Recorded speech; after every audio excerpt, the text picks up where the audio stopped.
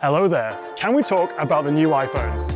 Right, so we've got 4 new iPhones, the 17, the Air, the Pro, and the Pro Max. What was interesting though is that when everyone ran to the hands-on area, it was the Air that was the most popular, the busiest. Thought maybe given how the reception to the S25 Edge from Samsung was a bit that maybe people would be like, well, hey, it's a thinner iPhone, who cares? But it seems to have captured everyone's imagination, maybe just because it's actually something a little bit different from Apple, which we haven't seen in a while. Thing is though, while everyone's ogling the orange Pro and Pro Max and super slim Air, I think it's the base iPhone 17 that's actually maybe the one that most of us should buy. Not only have they doubled the base storage, all iPhone 17s now have 256 gigs of storage. Samsung, Google, are you listening? We also have 120Hz ProMotion for the first time.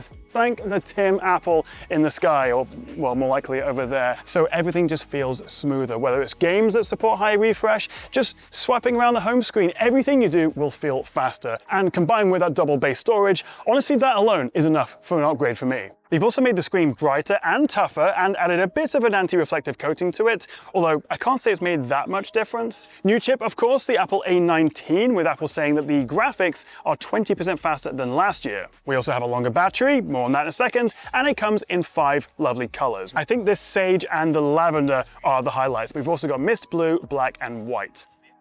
The screen's also a touch larger, now 6.3 inches. Brightness has been boosted to 3000 nits, that's peak outdoor sun mode, and actually that's the same brightness as the Pro phones. It's also tougher with this Ceramic Shield 2, which apparently is 3 times more scratch resistant. The 17 also gets a longer battery. Apple say we'll have 8 more hours of local video playback, which brings it to...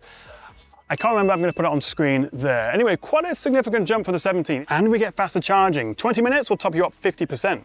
As for the camera, on the base 17, it's the dual setup as usual, 48 megapixel main, but now with a 48 megapixel ultra wide. That's bumped up from 12 megapixel last time. But it's the front camera that's the most exciting. We have a brand new 18 megapixel center stage selfie, and as far as I can tell, it's the same camera across all iPhone 17s. And while it is high resolution and a much bigger sensor, I think it's roughly twice the size, the big deal is that it's a square sensor, 1x1 rather than 4x3. Essentially, there are 4 modes. Both the vertical and the landscape have a close-up and a wider. This new selfie camera is also the widest field of view that we've had on one of their selfies. They've also improved the video stabilization. So with this new setup, rather than thinking, oh, let me take one this way, oh, there's too many people in the background now, let's go this way, you can do it all from the same orientation. So that's the iPhone 17, and it will cost you the same as last time, $799. Like, yes, it's the same design and it's a little bit boring compared to all the shiny new things, but the 17 just makes the most sense. It's the best iPhone for $799, double storage, ProMotion,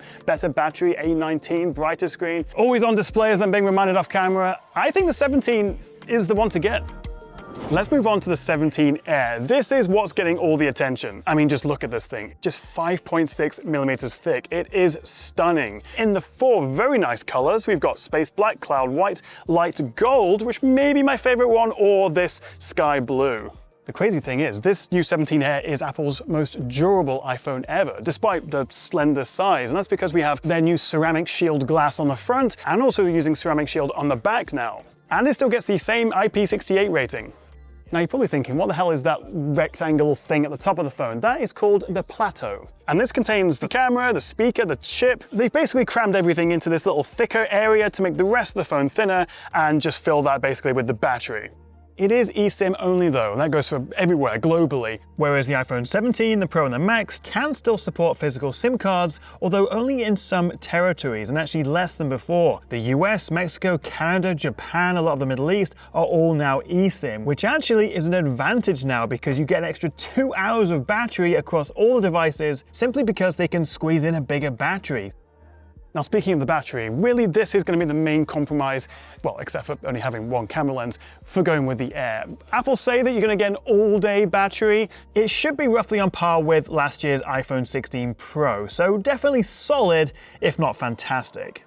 But hey, we'll see, we'll test that properly. But they have also announced a new low-profile MagSafe battery pack. It actually adds 65% more battery to your iPhone Air, although it is only compatible with the Air. It doesn't fit on other iPhones. Well, technically, because it's MagSafe, you can just use it sideways and it will charge, but it's not really ideal. This really is just for the Air. The other compromise is that we do only have this single camera. There's no ultra-wide, no telephoto. You just have to rely on their 2x internal zoom. It is still a very good 48 megapixel main camera though, essentially the same sensor as the iPhone 17. And of course we also get that new center stage selfie camera. All the new iPhones get this.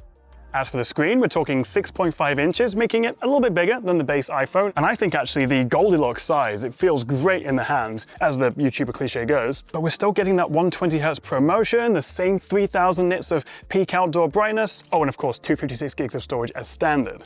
Interestingly though, Apple is likening this more to the Pro series, at least in terms of the performance, because we have the A19 Pro chip. Although it's not the exact same one, it's a slightly cut down version, then we have fewer GPU cores. So that's the 17 Air. Is it worth paying $999 for a slightly thinner iPhone? Well, maybe. Obviously the S25 Edge from Samsung wasn't received that well, but I think this is more interesting and certainly a lot better looking. But I've saved the best till last. Let's talk about the 17 Pro and Pro Max. I mean, holy moly, look at that color. This is cosmic orange, and I want one. Although maybe I want the deep blue, or the silver. No, probably not the silver. Deep blue or cosmic orange. This is the boldest looking Pro iPhone we've ever seen, and I'm here for it. And like the Air, we have this plateau at the top. This is a pretty major redesign of the iPhone, at least from the back. So you know how last year it was all about how amazing titanium is and also Apple Intelligence, which did not get much of a mention in this keynote? Well, titanium is gone, aluminium's back. They've started again apparently, which is helpful because it's lighter and also significantly better at dispersing heat. And actually one of the highlights of the new phones, particularly the Pro series, is how much cooler it will run, which is thanks to the better heat dissipation of this new aluminium unibody chassis. Also for the first time on an iPhone, a proper vapor chamber cooler. And they've also rejigged the placement of the chip and the logic board inside to optimize the thermals. Altogether, we're talking up to 40% better sustained performance versus last year. But you can see on the back here, we basically have a dual tone design. That's because this big area in the middle is ceramic shield with the aluminium frame around it. And apparently this is 4 times more crack resistant, it's thinner, and it also allows for fast wireless charging. And around the front we have their toughest ceramic shield 2, which is also more scratch resistant and also has this new 7-layer anti-reflective coating. The only thing that may bother you is this, the Apple logo, which is centered within the ceramic portion of the back of the phone, but not the rest of it. Does that bother you? Let me know in the comments. Do I like the new look? I love the new colors. It's different, and I think for Apple, that's a win, because it's got a bit boring recently. Battery life is also improved, and on the Pro Max, Apple is claiming the best battery ever on an iPhone. But then don't forget, if you live in a country that gets the eSIM model of the iPhone 17s, you are getting a couple of extra hours compared to everyone else with the physical SIM variant. You're also getting the full fat A19 Pro in the 17 Pro and Pro Max. I think this year a big focus of the new chip is the graphics, but also sustained performance, thanks to the better cooling, better heat dissipation, more efficient chip. So it's faster, great, but more importantly, what about the cameras? Well, the Pro and the Pro Max are exactly the same, and for the first time we get a triple 48 megapixel setup, with the telephoto lens being the headline upgrade, with a higher resolution, 56% bigger sensor, which should make a big difference in low light. And rather than a 5 times optical zoom, it's now a 4 times, which I'm here for. I think that's a much more usable field of view for everyday shots, especially for portraits. And while the main wide camera has stayed the same, the new chip and better processing should benefit all the camera lenses, particularly when you're using the 2 times zoom with that main lens. And if you zoom into 8 times with the telephoto, it's using a 12 megapixel crop of the 4 times optical lens. And for the first time, you can punch into 40 times with photos. Previously, this topped out at 25 times. And then flipping things around to the front, we have that new center stage camera. I briefly mentioned this earlier, but it has much better video stabilization, very similar to the main rear camera's super steady mode, and it's this, combined with the power of the new chip, which unlocks another new feature.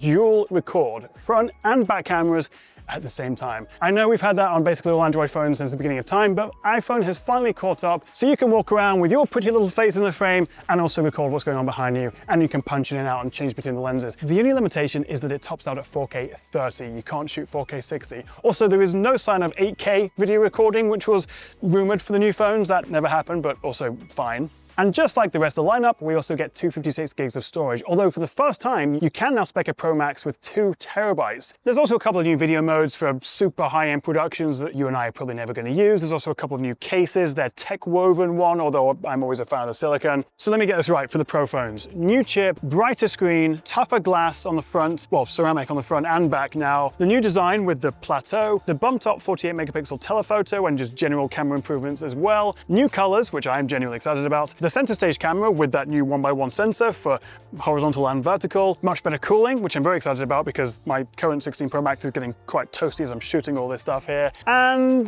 is that it? I'm probably forgetting something. There's quite a lot here. Oh, and also new Apple Watch Series 11, Watch 3 Ultra, AirPods Pro 3 that can do live translations. All really cool stuff, but that's for a different video. Question is though, which iPhone would you buy? Which color would you go for? Or none of the above? Let me know what you make of the new iPhones in the comments below. Hit that like and subscribe button if you want to see my full review very, very soon. And I'll see you next time right here on the Tech Chat.